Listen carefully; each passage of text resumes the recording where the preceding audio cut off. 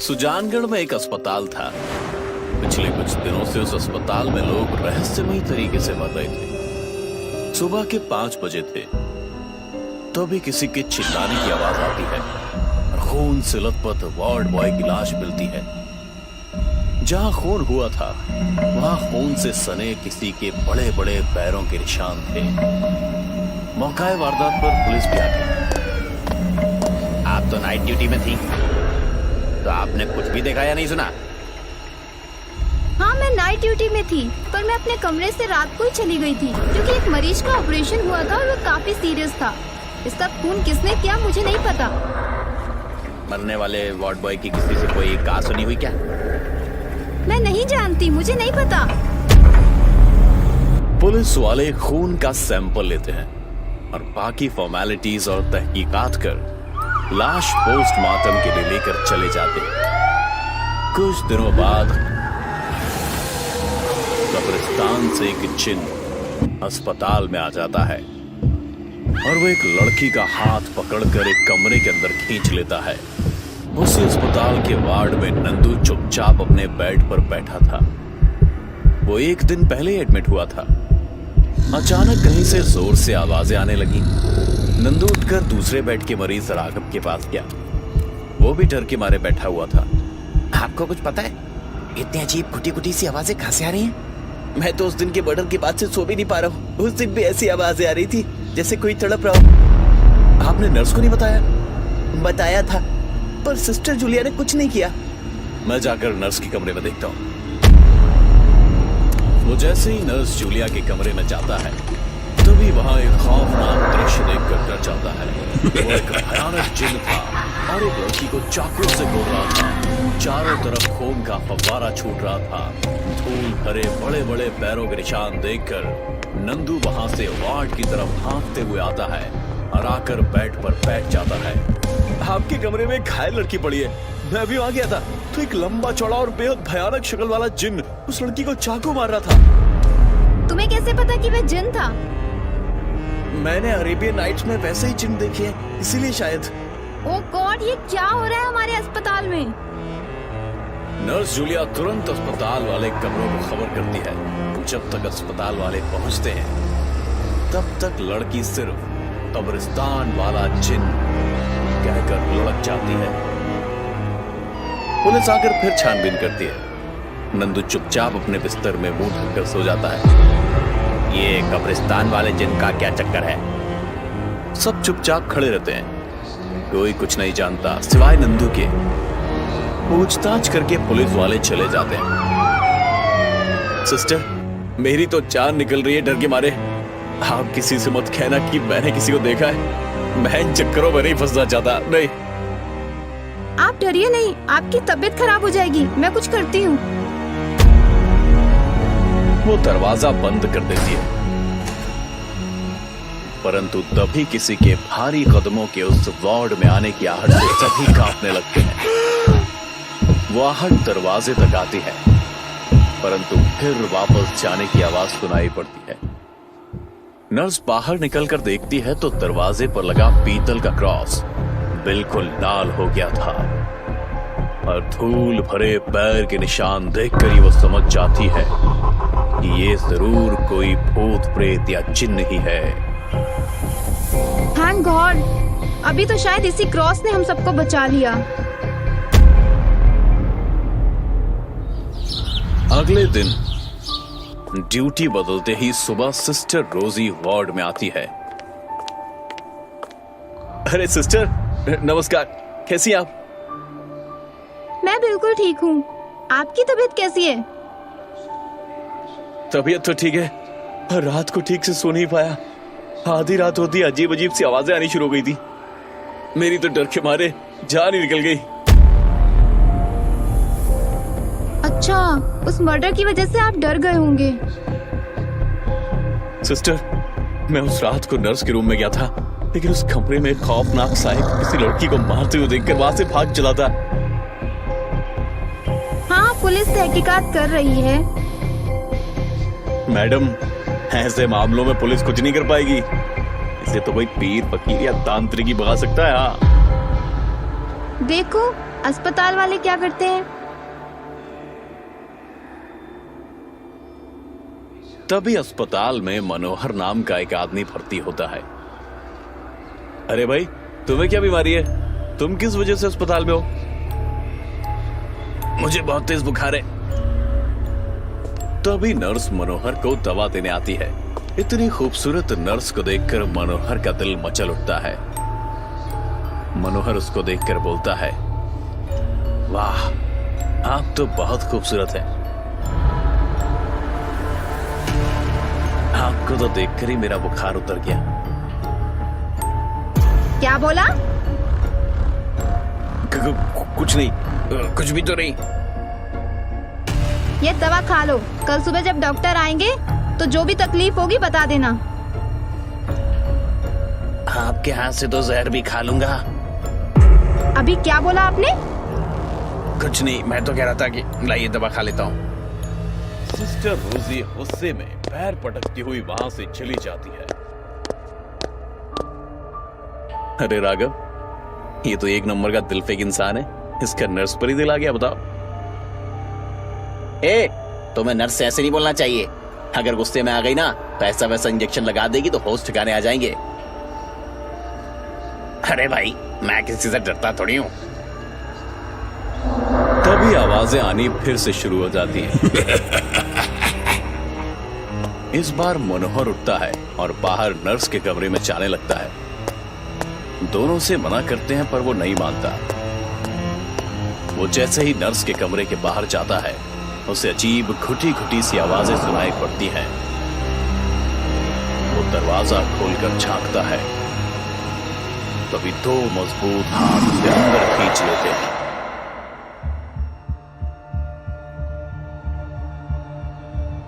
अरे राघव, मनोहर अभी तक नहीं आया। लगता है सचमुच उसने किसी रोजी सिस्टर को अपनी मीठी बातों के जाल में तो नहीं फंसा लिया है। हाँ यार, चलो देखते हैं।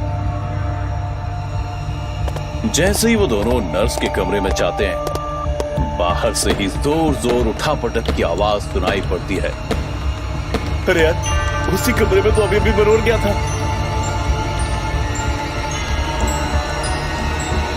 दोनों खिड़की से झांक कर देखते हैं। वही जिन्न मनोहर को चाकुओं से गोद रहा था। चारों तरफ खून का फव्वारा छूट रहा था।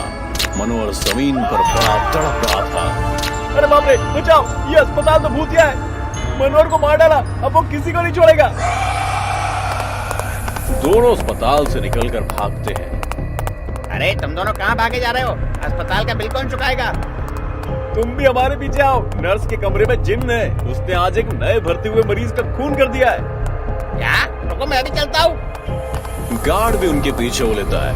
वे तीनों रात के अंधेरे में भागते भागते खाली पड़े मकान में, जो कि अभी पूरा नहीं बना था, उसी में घुस जाते हैं और दरवाजा बंद कर लेते हैं। तभी उन्हें भारी कदमों की आहट सुनाई देती है।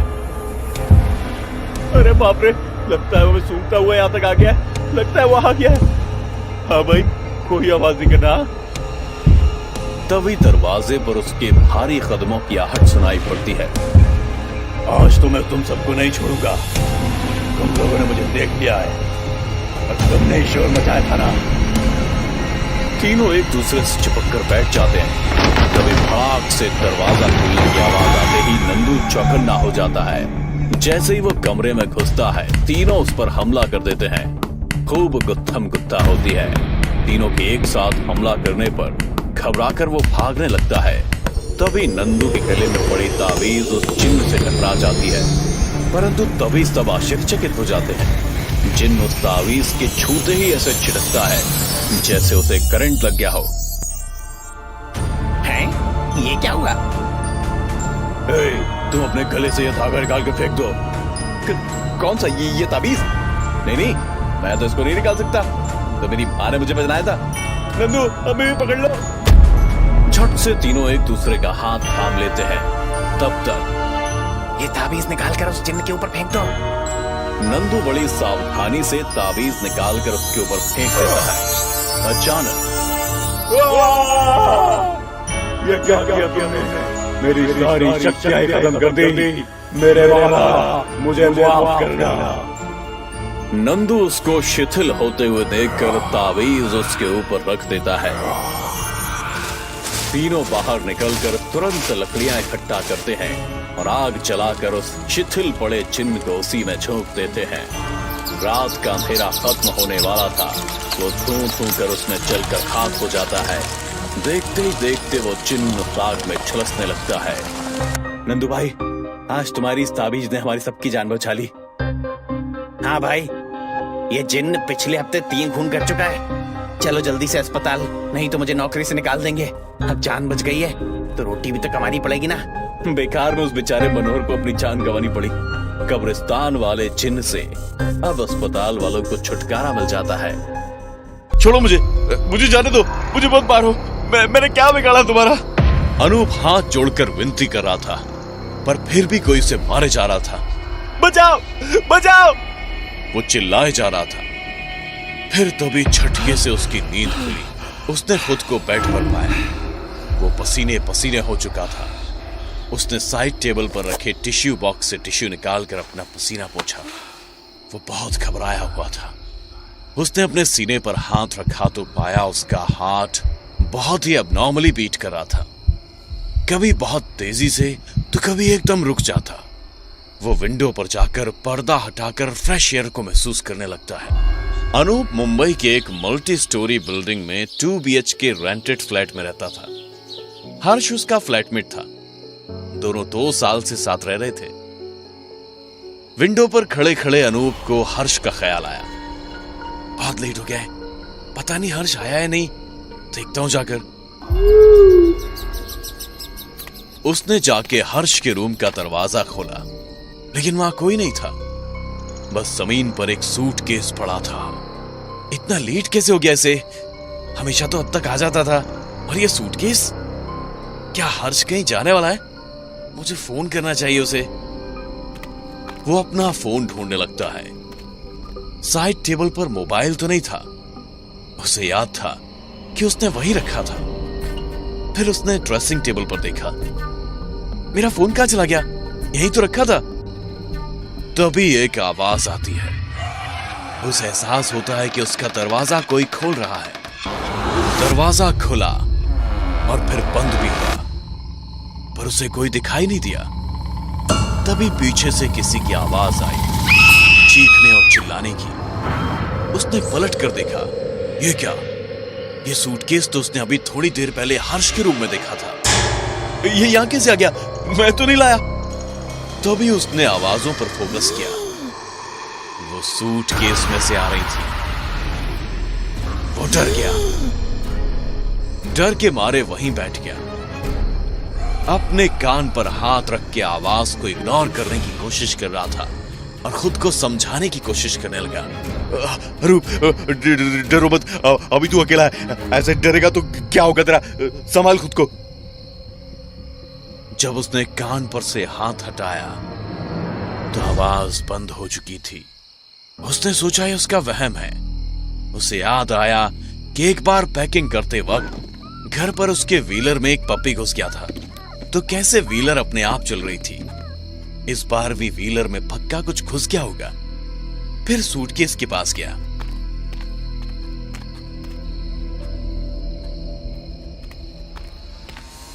उसने जैसे ही उसे हाथ लगाया,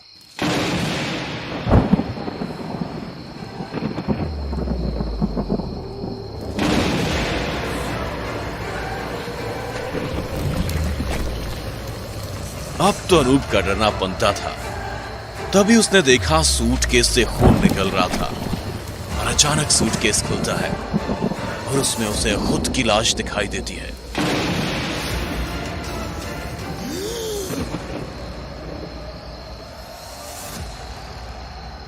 ये कैसे?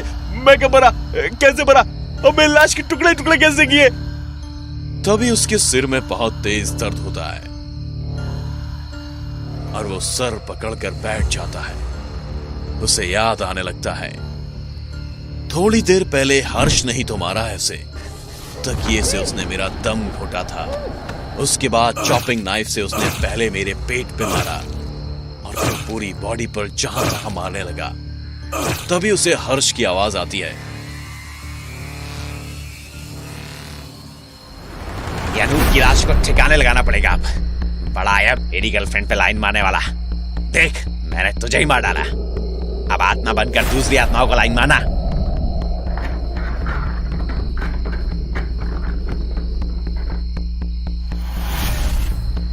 मेरे रास्ते में कितना बड़ा कांटा था तू। अब पड़े रहना समुद्र में। तभी बैक सीट पर पड़े व्हीलर से एक खून से लथपथ हाथ निकलता है।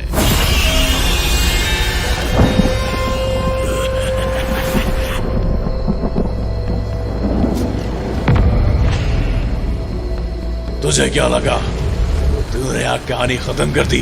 कौन है मेरी गाड़ी में? इतनी जल्दी भूल गए? अभी थोड़ी देर पहले तूने मुझे मारा। ये क्या मजाक है? जल्दी हॉस्पिटल चलो। तभी जोरदार बिजली कड़कती है और गाड़ी रुक रुक कर चलते चलते रुक जाती है।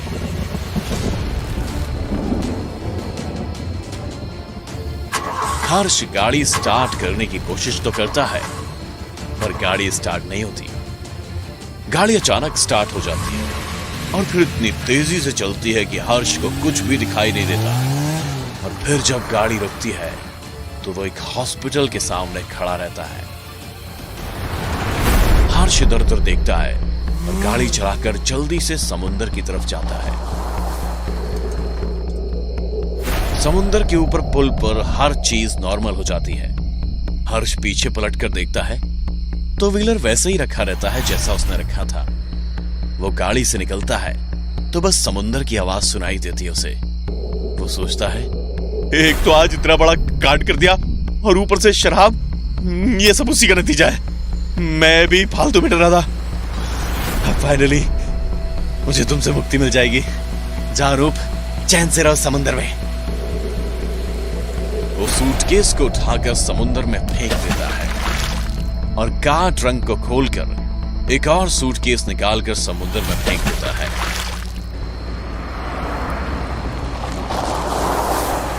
और घर आकर आराम से वो अपने कमरे में सो जाता है। जैसे ही उसकी आंख लगने वाली होती है,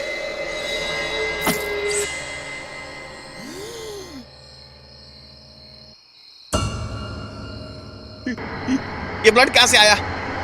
ऊपर देखता है तो पूरी सीलिंग पर ब्लड रहता है और ऐसे टपकता रहता है जैसे बारिश हो रही हो। और देखते ही देखते खूब तेज खून की बारिश होने लगती है।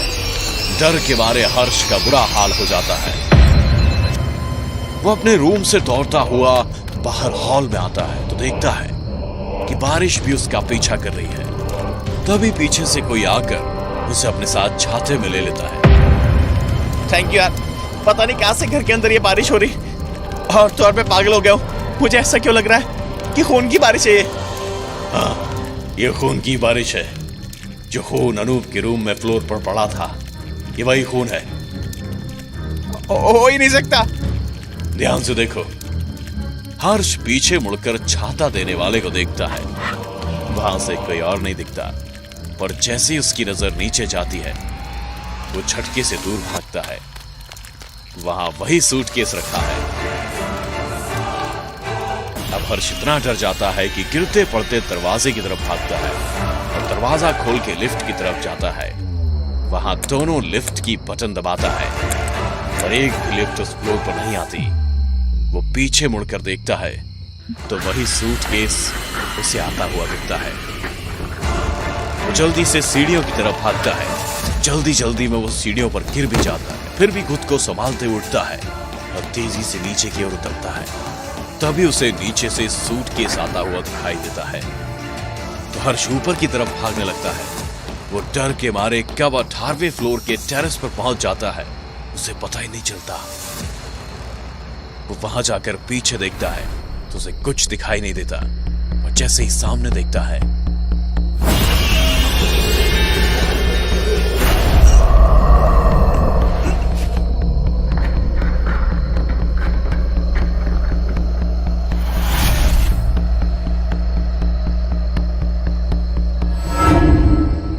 तुमने मुझे क्यों मारा? तुम मेरी गर्लफ्रेंड को लाइन मारते थे। किसे? रिया को? हाँ। रिया तुम्हारी गर्लफ्रेंड कब से बन गई? हाँ तो बन जाती।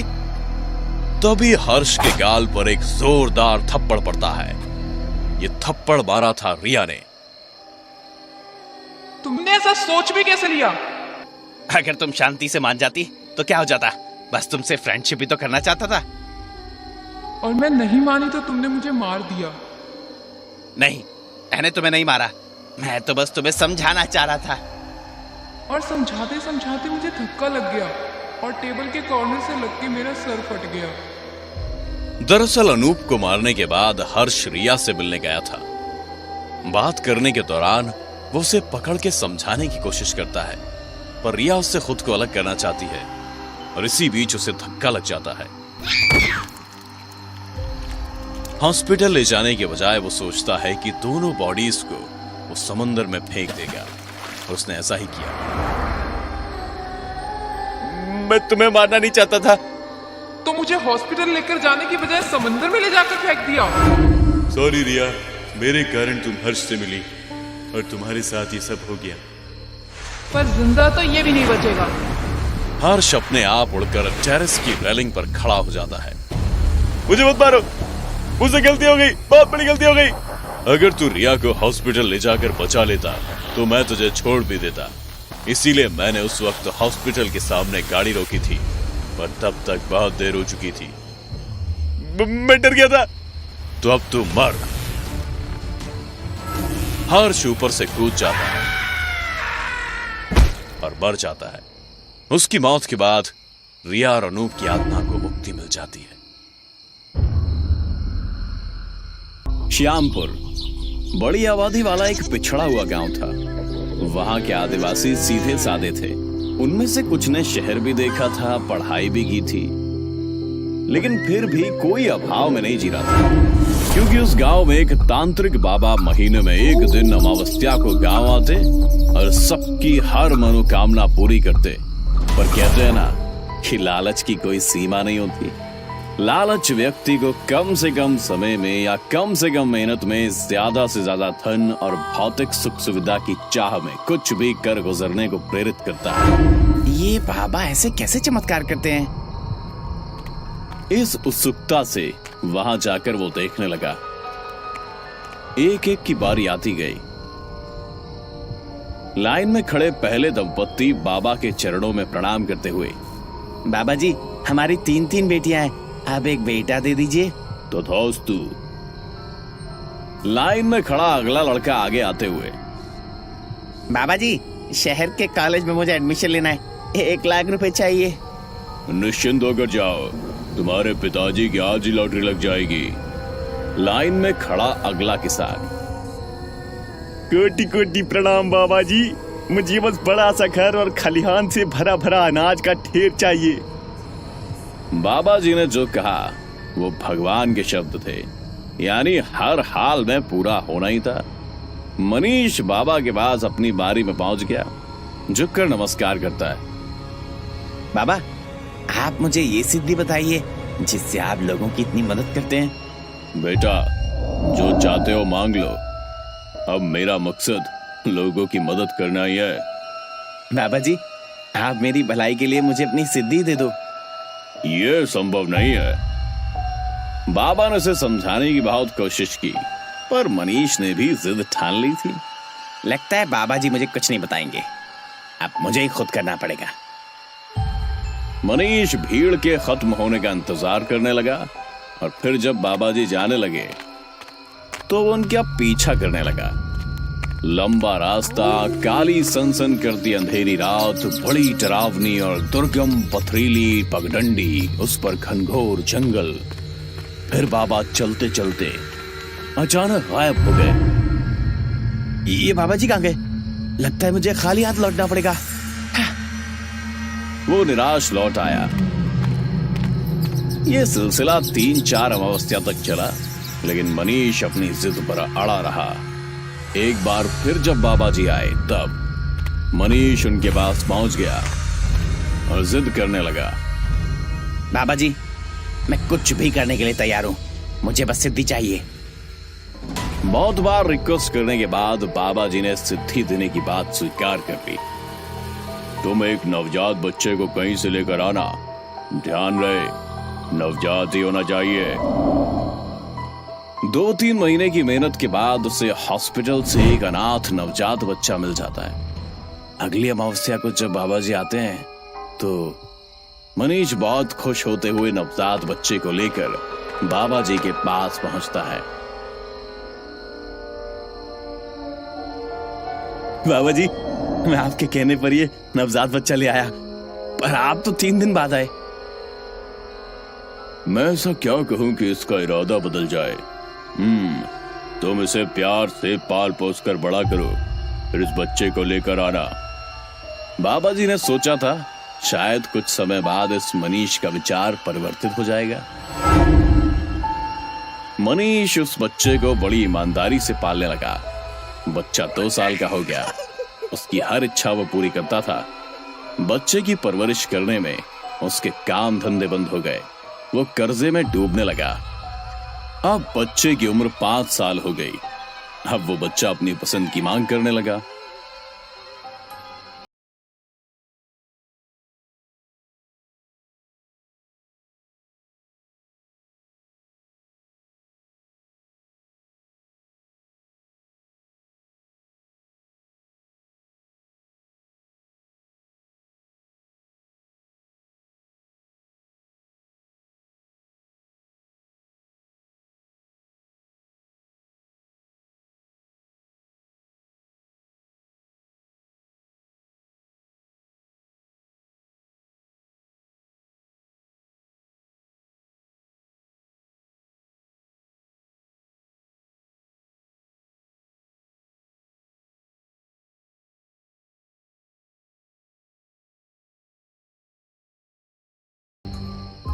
अब बच्चा 7 साल का हो गया।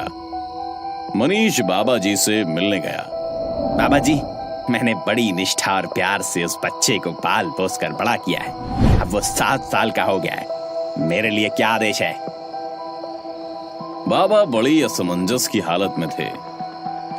एक बार फिर समझाने की कोशिश।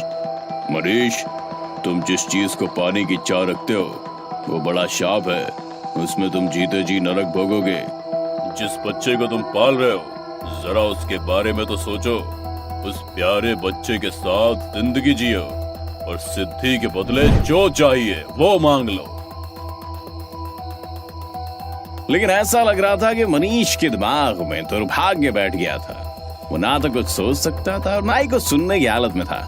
बाबा जी, आप मुझे बहलाने की कोशिश मत कीजिए। मैं पिछले 7 सालों से आपके कहे अनुसार चल रहा हूँ। सिद्धि तो मुझे किसी भी कीमत पर चाहिए। ठीक है, तुम अमावस्या के दिन बच्चे को दिन भर भूखा रखना और आधी रात को हमारे सिद्ध स्थान पर पैदल चलकर ले आना। साथ में उसकी पसंद की मिठाई लाना मत भूलना। ठीक है बाबा जी, इस दिन को मैंने सालों से इंतजार किया है। मैं जरूर आऊंगा, मिठाई भी लाऊंगा। अब मनीष अमावस्या का इंतजार करने लगा। फाइनली वो दिन भी आ गया। वो मिठाई और बाकी सामान लाकर सब तैयारी कर चुका था। वो बेसब्री से रात होने का इंतजार करने लगा। जब रात हो गई तो बच्चे को लेकर वो चला। पापा, आप मुझे लेकर कहाँ जा रहे हो? ये कैसा रास्ता है? पापा प्लीज घर वापस चलो। बेटा, हम पिकनिक मनाने जा रहे हैं। देखो, मैंने तुम्हारी पसंद का लड्डू भी ले लिया। पापा, रात को कौन पिकनिक जाता है? हम कल सुबह चलेंगे। मुझे बहुत डर लग रहा है। मुझे घबराहट हो रही है। कैसे कैसे ख्याल आ रहे हैं। लेकिन मनीष का जुनून तो अलग ही तरह का था। फिर दोनों वहां पहुंचे जहां बाबा ने बुलाया था। बड़ा सा खंडर झाड़ियां मकड़ियों के चालों में उलझ उलझ कर चलते जा रहे थे। खुद मनीष भी काफी डरा हुआ था। अज्ञात भय और अनिष्ट की भावना से घबराया हुआ बच्चे को कोई जवाब नहीं दे पा रहा था। थोड़ी दूर और चलने के बाद बाबा जी दिखाई दिए। ऐसा भयानक दृश्य कि आत्मा भी कांप जाए। हवन कुंड, मानव की खोपड़ी, हाथ में हड्डियां और चारों तरफ खून के छींटे। बच्चे को उधर बिठाकर तुम इधर आओ। बाबा ने